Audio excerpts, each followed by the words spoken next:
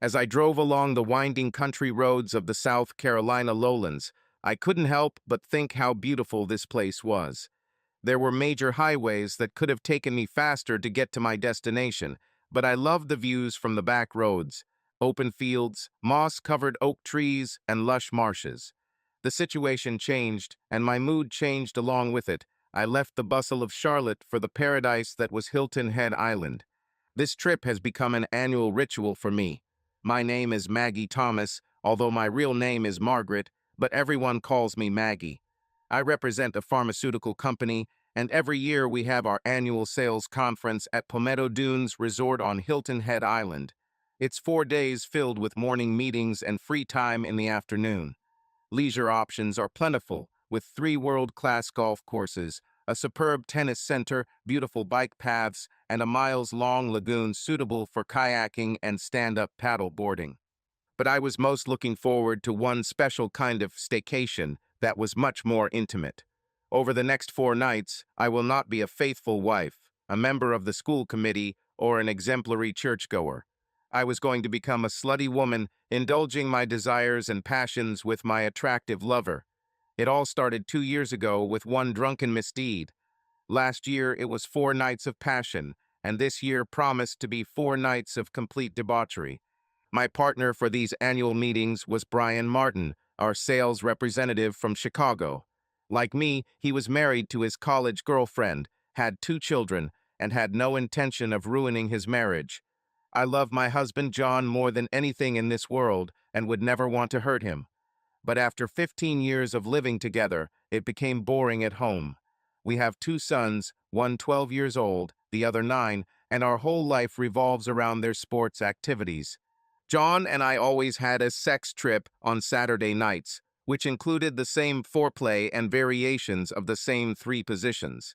This annual conference has become my only chance of a year where I can relax and be on the edge. For 4 nights, I was able to indulge in the kind of dirty, passionate sex with Brian that I had never experienced from John. John and I make love. Brian and I just have sex. I think that's what people mean when they say, have your cake and eat it too. Finally, after 5 hours of travel, I arrived at the resort. I parked the car, grabbed my suitcase, and headed to the front desk. The waiter quickly found my reservation, and after I signed the paperwork, he handed me 2 keys, as I asked, one for me, one for my husband. Brian had his own room, but he didn't plan to spend much time there for the next 4 nights. It was almost 5 o'clock when I reached my room. Brian wasn't due to arrive until 8 p.m., so I called John to let him know I had arrived safely, unpacked my suitcase, and went down to the lobby to meet the other sales reps for dinner. After a pleasant dinner and a few glasses of wine, I returned to my room. It was almost 8 o'clock, and I could hardly contain my excitement for what awaited me when Brian arrived. We only see each other once a year at this conference, so we had a lot to talk about and more. Around 8:30, I heard a knock on the door. I lay on the bed completely naked, satisfying myself for the last 15 minutes, impatiently waiting for this knock. I jumped up and ran to the door, looked through the peephole to make sure it was Brian. When I saw him, I opened the door, standing in front of him completely naked, with the most seductive smile I could muster. He didn't say anything, just walked past me into the room. Before I could close the door, he turned me around and pressed me against it, closing the door while pressing me and kissing my lips. We kissed passionately, our tongues exploring each other, but then he pulled away, took me to the bed, and pushed me onto it. "Are we in a hurry?" I asked as he began to take off his clothes. "Hell yeah, I'm in a hurry. I've been waiting for this for a whole year. We'll still have time to make out later. But now I just want to have sex with you so that I can forget about the year of disappointments." With these words, he turned me over on my stomach, pulled me onto my knees, and abruptly began to have sex with me. There was nothing gentle about the next 10 minutes. We both collapsed on the bed to catch our breath. After a few seconds, Brian turned on his side and began kissing my neck and playing with my breasts. He continued to cover my neck and shoulders with kisses, gradually moving towards my chest. At this time, his hand slowly slid along my stomach until it reached the top of my thighs. I felt it trembling all over my body. That evening, everything was as if from another world, like a scene from the most sensual romantic film. Brian, my partner in this exciting story, turned out to be amazingly sensitive and attentive. He was in no hurry, as if he understood that sometimes the main thing is not to rush, but to enjoy every moment. When his fingers slid over my skin, I felt everything around me become quiet. Every touch he made was like touching something sacred, careful and thoughtful. It seemed like he had read every book on the topic of being the most gentle and caring person on the planet. Why, he himself could probably become the author of a textbook on romance. We understood each other without words. His every action seemed to reflect my thoughts. He approached me with such confidence and warmth that it seemed that the very air around us became a little denser, enveloping us in a cocoon of emotions. No unnecessary words, just the feelings that were most important. He was attentive to every little detail, as if trying to remember all the details of this moment. I caught his gaze, and we both understood that this was a special moment that I wanted to remember forever. It seemed that the whole world was looking at us in anticipation. The melody is about to start playing, and something like the final scene of some beautiful film will begin. But the ending was clearly not in our plans. We both knew that we wanted to stretch out this moment. His gentle touches and sincere gestures made it clear that this evening would be something special for both of us. His every movement was perfectly coordinated with my thoughts and feelings. This is the very case when you realize that your partner is not just physically nearby, but also emotionally. True synchronization. And although it seemed like a climax, it was clear to me that Brian always knew how to maintain suspense. He, of course, was not going to leave us in the middle of the journey. We continued to be in harmony, as if we had been rehearsing this moment all our lives. It was like a dance in which words were superfluous, only looks, touches, and complete mutual understanding. I felt that this story was far from over, and we would enjoy each new episode. When he finished, he collapsed on his back, breathing heavily. "Damn, baby, you have no idea how much I missed you. You are the hottest woman I have ever had sex with." We lay there cuddling for a while before he got up, got dressed, and went to his room. The only thing we never did was sleep together. We were both afraid that one of our spouses might call the room, so each of us always returned to our own rooms so as not to give ourselves away. He walked over to the bed, kissed me goodbye, and said, "You better rest now. We have a whole year to catch up on and only 3 days to do it. Consider today a warm-up, because the real fun will begin in the next 3 nights." With these words, he closed the door behind him and left. We spent the next 2 nights having sex as a couple of college students. We did this 3 or 4 times a night, alternating with pleasure. It was almost insane. We had sex until we were completely exhausted before Brian went back to his room every night. Today is the last evening of the conference and our last chance to be together until next year. All day I racked my brains, trying to figure out how to make this evening special. But as it turned out, I was worried in vain. When Brian showed up, he brought a duffel bag with him and said he had special plans if I was willing to trust him. My whole body was shaking with excitement as I followed his instructions. I stripped naked and lay down on the bed. While I was undressing, he was rummaging through his bag. When he turned around, he had 4 pairs of handcuffs in his hands. "So what are you up to this time?" I asked with excitement in my voice. "Don't worry, baby. You trust me, right?" "Of course, but you make me a little nervous," I replied. He came up to me and leaned over to kiss me. "Just trust me, and I promise you a night you will never forget in your life." "Okay," I agreed. "I trust you, but please be careful. I can't go home with bruises or strange marks." Brian used 2 pairs of handcuffs to secure my hands to the posts of the bed, spreading them apart. He then used 2 more pairs of legs, attaching them to rubber straps, which he then tied to the legs of the bed. The rubber allowed me to move my legs a little, but not enough to change position. When he finished, I lay down on the bed, completely naked and stretched, completely at his mercy. He reached into his bag again and pulled out the blindfold he had put on me, preventing me from seeing. At that moment, I completely surrendered my body to his hands, which, to my surprise, aroused me. I listened to the sounds, trying to guess what would happen next, and suddenly I heard something click, as if a door had opened. "Hey, what are you doing? You're not going to leave me here like this, are you?" I started to panic when I didn't receive an answer, but a moment later I heard footsteps in the room. I suddenly felt the bed bend slightly as someone sat down next to me. My heart sank. The feeling was strange, unfamiliar, as if my perception had changed. It seemed that the person next to him was too close, as if his presence was enveloping and intrusive. But this is not who I expected. He moved forward, and I felt the tension in the room grow. What happened next took me by surprise. Everything seemed different, not the way I was used to. Suddenly, words came to me from the outside that instantly caused shock. Well, Maggie, even despite all this, part of me still thinks about crawling onto this bed and, reminiscing about the past. But I'll be honest, at the moment, I wouldn't even come close to you. And who knows who else you managed to communicate with here. Everything around me froze. This voice. It was not the voice of the one I expected to hear.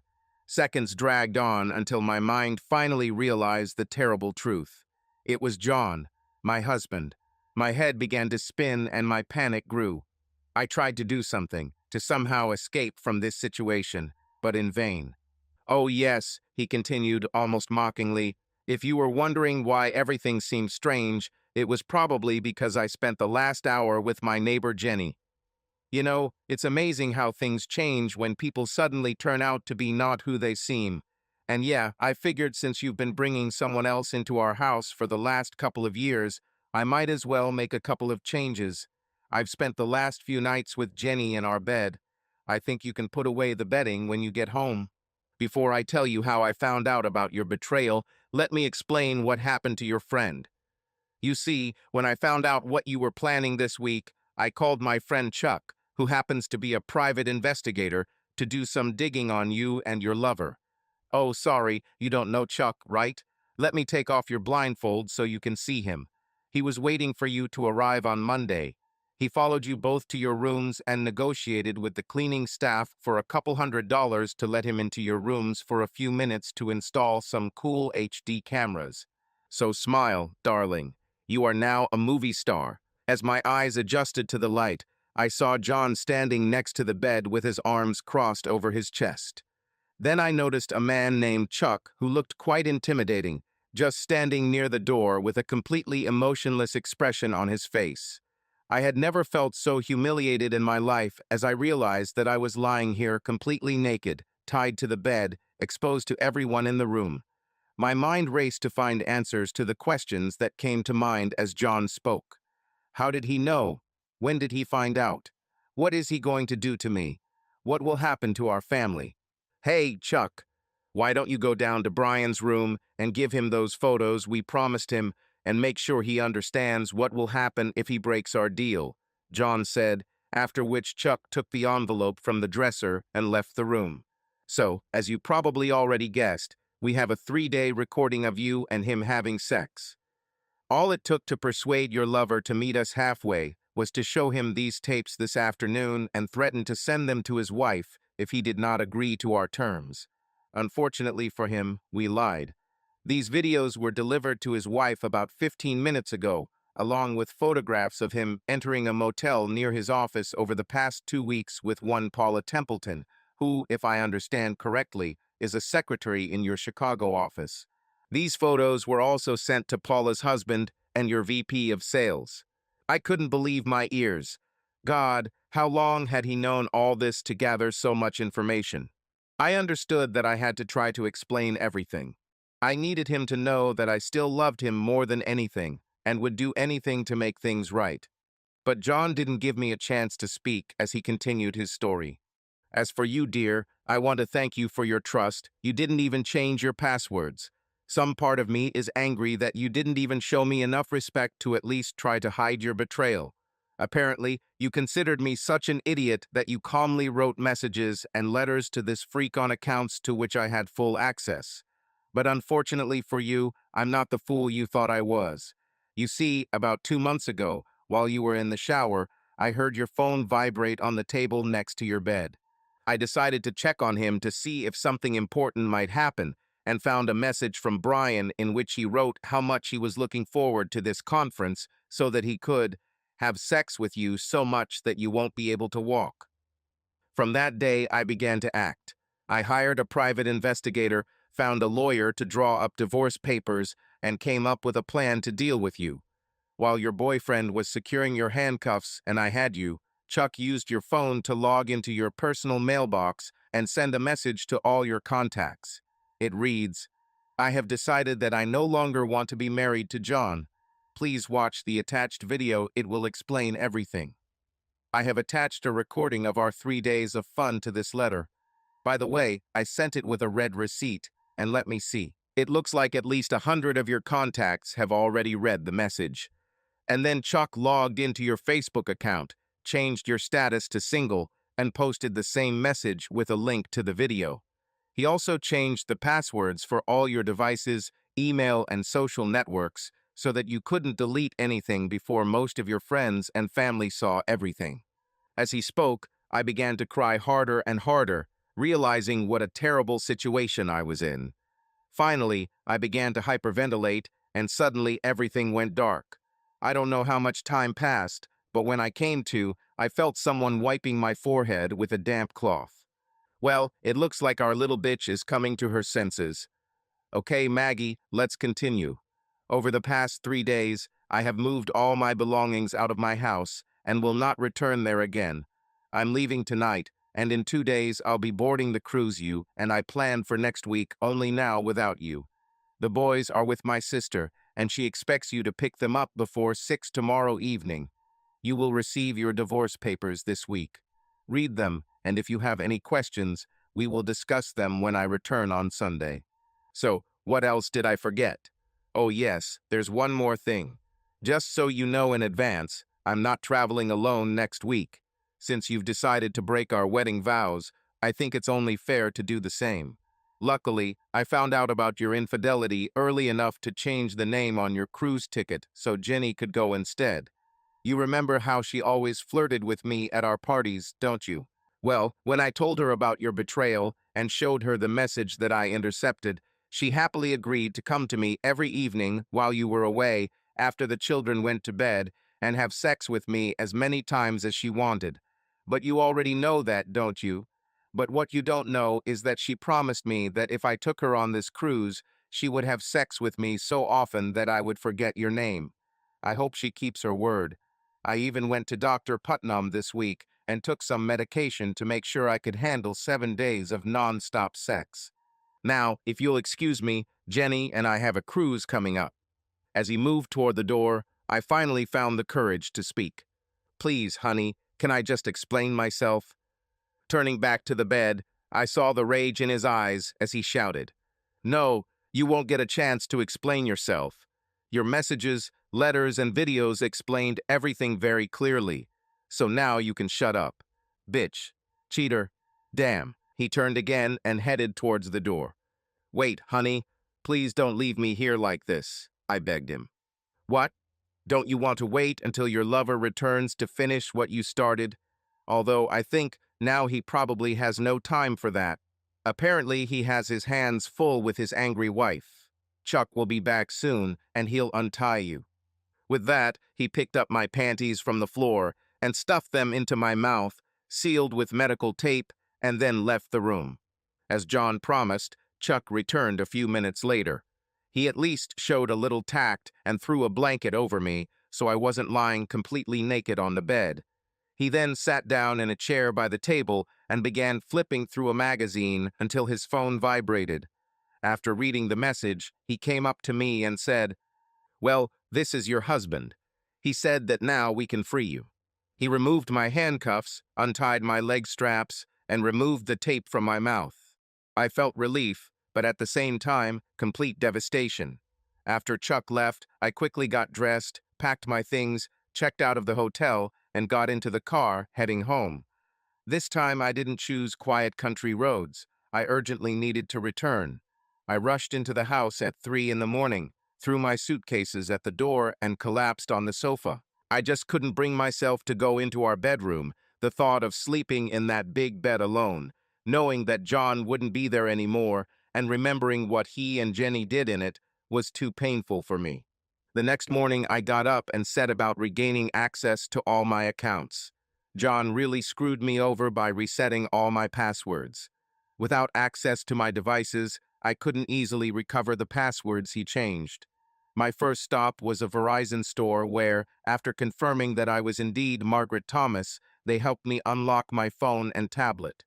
With them unlocked, I was finally able to reset my email password and begin to assess the damage John's messages had caused. It quickly became clear that he had achieved his goal. Through Facebook and email, he managed to completely destroy my reputation. There were too many messages and letters to respond to. There were at least a dozen missed calls from my mom and sister. All the excitement that my secret affair brought me turned into a real nightmare when the truth surfaced and was exposed to everyone. Over the next week, I tried to maintain a normal life for me and the boys. John, for his part, has completely disappeared. No calls, messages, or social media posts. It's a pity that the same cannot be said about Jenny Proctor. Every day, her Instagram was updated with new photos in which she and John looked like such a happy couple resting on a cruise. They laughed, drank, and enjoyed delightful shore excursions. Every night I had nightmares about John and Jenny having sex. Things also went wrong at work. My boss called me in and asked questions about my relationship with Brian. He did not fire me, but he did severely reprimand me, putting it in my personal file, making it clear that employee relations would not be tolerated in the company. Brian was not so lucky. He was fired right at the conference, even before he left Hilton Head Island. The company was sued for sexual harassment by Paul Templeton and her husband. We lost an important client due to their relationship with their representative. And one of the angry husbands even gave Brian a severe beating when he returned to Chicago. Last I heard, he was still in the hospital. At about 8 o'clock on Saturday evening, I finally received a text from John. "Hi, Maggie. I wanted to let you know that I'm back in town. Can we meet tomorrow to discuss what we will do next with the boys? If you have time, write when I can come home. Answer in the morning. I'm going to bed. It's been a long day and I'm tired." Mixed feelings filled me when I read this message. Throughout the week, I was filled with fear and anger that he was enjoying the cruise with Jenny instead of me. But after what I had done, I couldn't afford to judge him. I hoped that during the cruise he had calmed down, was distracted, and was now ready to talk about everything and, perhaps, improve our relationship. I decided to do everything possible to create an atmosphere that would encourage him to reconcile. I spent the whole day cleaning the house because I knew how important it was to John that everything was clean and tidy. This quality made him excellent at his job as a financial advisor and managed hundreds of millions of dollars for his clients. His approach to work required meticulous precision and impeccable order in paperwork in order to pass annual audits. I also tried to look my best without being too overtly sexy. I put on shorts in his favorite color and a sleeveless blouse that emphasized my assets without looking provocative. I even did light makeup, not the same as in everyday life, but also not the same as I usually do for work, where everything is thought out to the smallest detail. I was sitting and waiting for him when at 5:30 the doorbell rang, exactly at the promised time. When I opened the door, John was standing on the threshold without a smile and without any emotion. "Hello, dear. You look great. This tan suits you very well," I said. "Come in, boys with friends, so we have the whole house at our disposal." "Thank you, Maggie. It won't take long, but we need to discuss how we will move forward so that the boys' lives don't suffer more than necessary," John said. "I completely agree. Maybe we can talk over dinner." "I made your favorite grilled salmon with garlic potatoes," I suggested. "Okay, that sounds good," he replied. I set the table, and we began to eat dinner, silently and tensely. It seemed that time dragged on endlessly. We sat in silence that seemed endless, although in fact only a few minutes passed. Finally, I plucked up the courage and decided to address the obvious problem. "Listen, honey, I need to tell you how much I regret what I did. I will not insult you by trying to justify my behavior, because there are no excuses for this. I just made a terrible mistake and caused you such pain. I want you to know that I deeply repent and am willing to do anything to make things right. I was hoping that after a week of thinking and your own uh, way of evening the score with Jenny, you might think about putting things back to normal. He sat in silence, as if carefully weighing his words before finally speaking. Let me make one thing clear. Last week was not a way for me to even the score. To me, the first time you let that bastard touch you was the moment you broke our marriage vows. So I see no point in living by these vows that no longer existed for you. No, we won't call it quits. You lied and cheated for 2 years. All this time I lived in the false confidence that we had a great family and a loving wife. Instead, all this time you betrayed me and made me an unwilling cuckold. I just continued to live by the new rules that you yourself established. And although I was not obliged to explain anything to you, I still told you about my plans so that there would be no lies and misunderstandings. I realized that this was not going the way I had hoped. Please, dear, tell me what I have to do to fix everything, and I will do it. You know that I still love you, and I never wanted to hurt you. Please, I beg you to give me another chance, I said, trying to hold back the tears that were already flowing down my cheeks. Maggie, I didn't come here to argue with you. I came to say what I had to say and try to negotiate what was best for our boys. First, I want to apologize for what happened on Hilton Head Island. For the first time in over 20 years, I gave in to my anger and simply exploded. I don't regret confronting you with the reality of your behavior, and I certainly don't regret what I did to your friend. But I could have done it without humiliating both of you the way I did through those emails and Facebook posts. I also apologize for the harm this could cause to our boys if they ever found out about this. I've often been told about John's problems with anger in his youth, but I personally have never seen him in such a state as he was last week. His parents often recalled how, as a teenager, he accumulated a huge amount of anger, and if anyone offended him in any way, he would instantly flare up and fight. They said they had to take him to a psychologist to help him learn to control his anger, and this continued until his last year at school. Before this, he was the guy who loved to fight and often got into trouble because of it. But once he learned to channel his energy in the right direction, his academic performance improved significantly, and he was able to graduate from college with honors. John paused to collect his thoughts and then continued. In my work, I advise people on investment issues. When they come to my office, I always ask them to rate the level of risk they are willing to accept. When they complete the questionnaire, I always say one thing: never risk anything you are not willing to lose, no matter how great the profit potential is. When I apply this to what you did, it really hurts me to know that I was an acceptable loss for you. Oh God, John, no, that's not true at all. That's exactly it, Maggie. Even if you thought I'd never know, there was always a tiny chance that I would, and you knew what would happen if I found out. I've told you hundreds of times over all these years that cheating for me is something I will never forgive. You knew that if I found out, you would lose me. This means that this loss was acceptable for you. Damn, his logic was inexorable. Why can't he understand that not everything in life is black and white? I was about to argue with him when he continued before I could gather my thoughts. One way or another, for me our marriage is over. You should have noticed that the documents you received this week are not about divorce, but about legal separation. I could have immediately filed for divorce on the basis of your infidelity, but I decided that it would be better for the boys.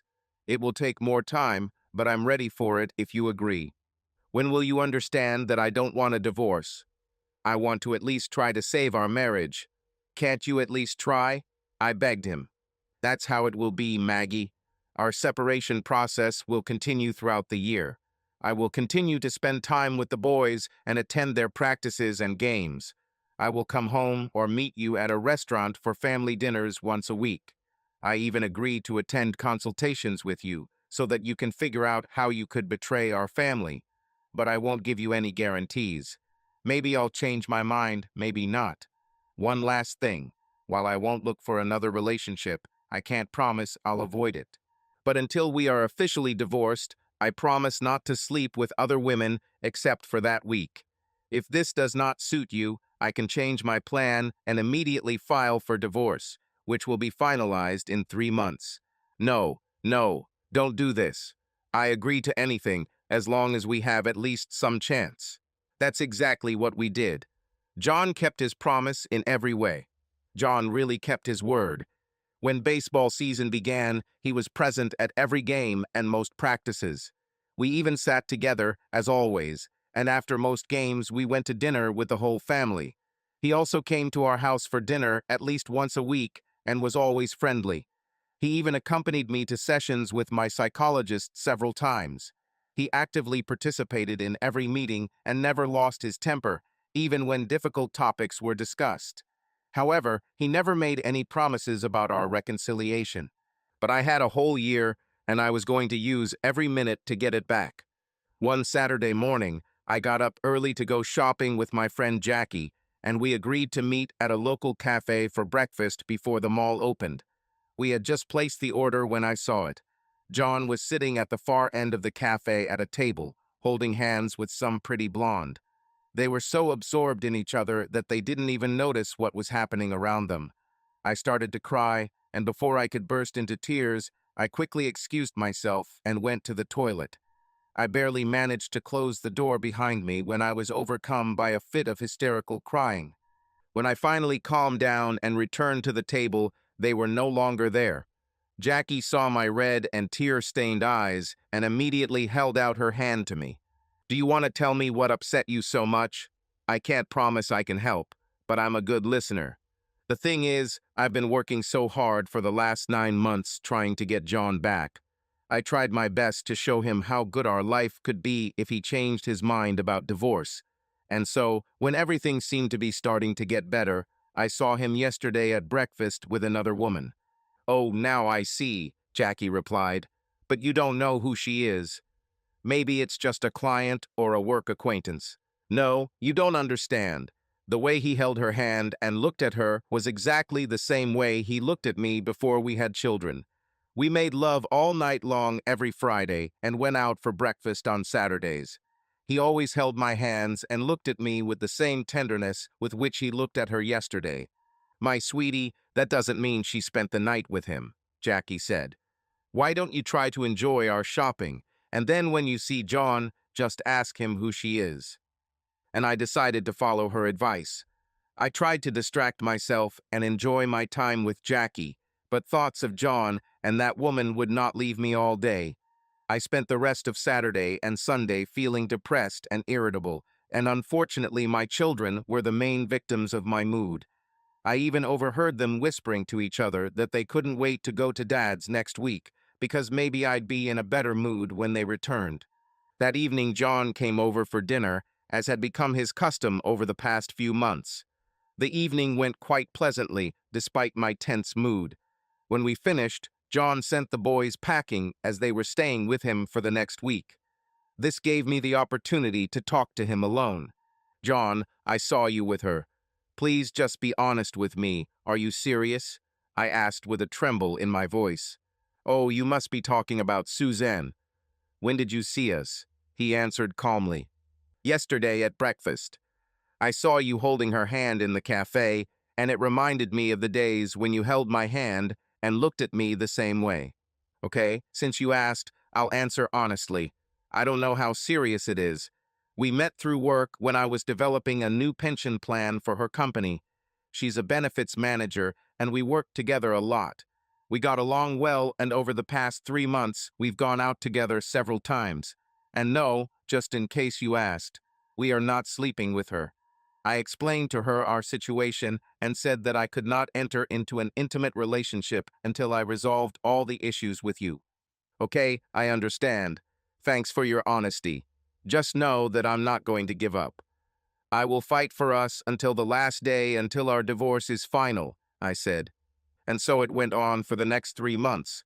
We continued to live our new, normal lives. We took care of family matters, but there were no signs of intimacy between us. John greeted me with hugs or kisses on the cheek, but nothing more intimate. Finally, on November 3rd, our divorce was finalized. I think I could have fought harder, but I decided that I had already hurt everyone enough. We split all the assets 50-50 and kept our retirement accounts, which were roughly equal. We agreed on joint custody of the boys, so alimony was not required. John agreed that the children and I could continue to live in our house until the boys graduated from school, at which point the house would be sold and the proceeds would be divided. John moved into a house just a few blocks away to make the boys more comfortable. Everything else continued approximately the same as during our separation. John remained actively involved in all matters related to the boys, coming to all their games, practices, and events. We continued to sit together in the stands during their games and have dinner as a family after games.